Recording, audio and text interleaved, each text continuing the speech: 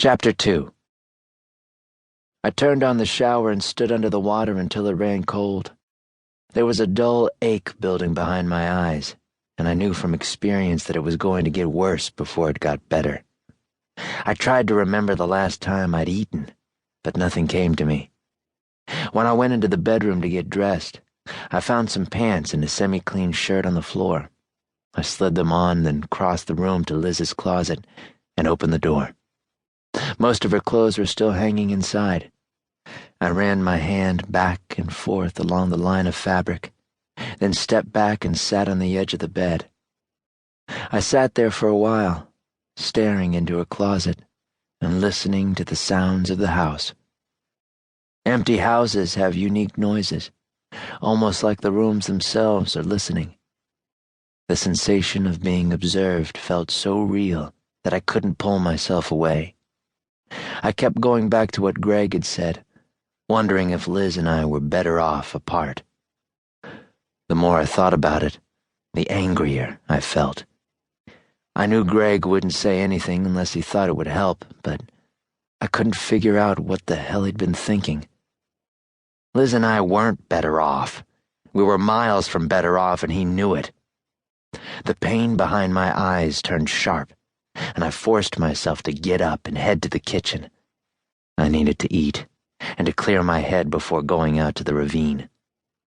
I found some ham slices and a can of Cheese Whiz in the refrigerator and made a sandwich using 2 crusts of bread. It was all I had in the house. If I wanted to eat again, I'd need to go into town and do some shopping. The idea killed my appetite, but I ate anyway. The sandwich was dry, and when I finished it, I grabbed a beer. It was enough to keep me going. I leaned against the counter and closed my eyes. The breeze coming through the window was as gentle as a kiss, and it felt good on my skin. After a moment, I reached for the phone on the wall and held the receiver to my ear, and dialed Liz's mother's number. I let it ring once, then hung up. What was I going to say to her? If what Greg said was true, if I'd threatened to kill her, what could I say? She'd expect an apology.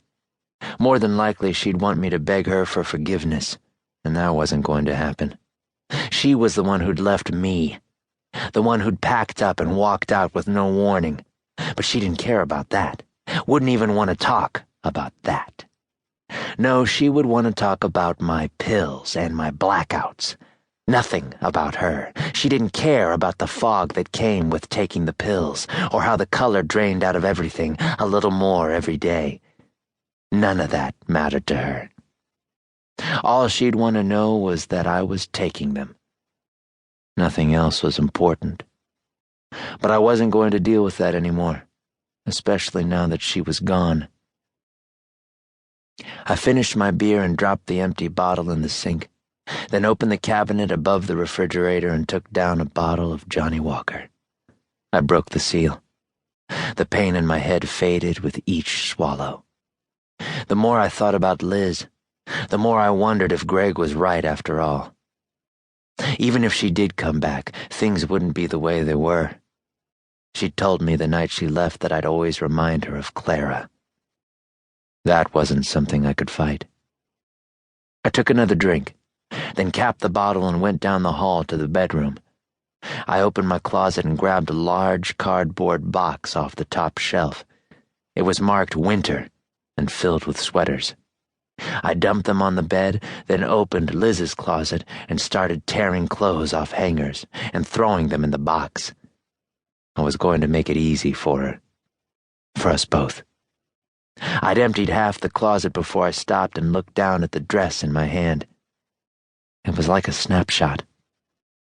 I could remember her wearing it several times over the years, but right then all I saw was the first time.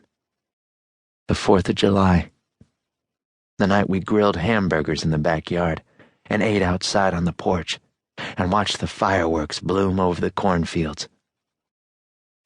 I remembered Clara saying the dress made her look thin, and the way Liz laughed and smiled and told her she was a charmer.